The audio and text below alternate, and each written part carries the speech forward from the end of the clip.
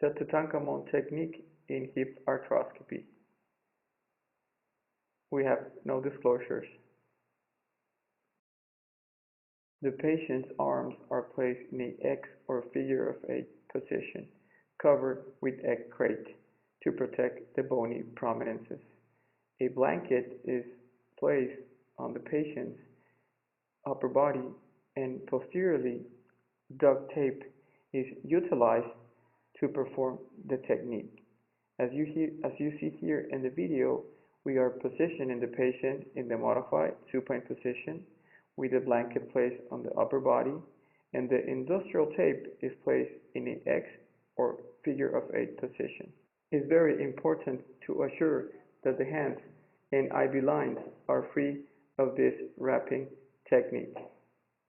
This technique is used without gravity, and we always test this Tutankhamun technique pre-operatively with a manual distraction without fluoroscopy, and also with fluoroscopy. We want to make sure that when you're in the real operating room, the patient will not slide on the surgical bed. You can observe here how we attach the foot to the hip distractor to perform a trial traction with fluoroscopy. Here's an example of a patient who underwent a hip injection for a post-operative hip pain, and while entering the central compartment with a needle and a vacuum air test,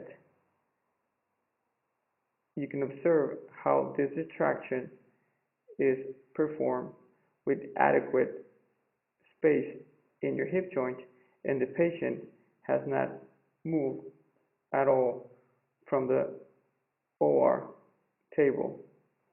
This surgical technique has been applied in hip arthroscopy with no complications and with no problems while distracting the hip. None of the patient has slid from the operating table. Here is another case example of a patient with a labral tear who underwent hip arthroscopy with the Tutankhamun technique and a labral repair with 2 knotless anchors. Thank you so much for your attention.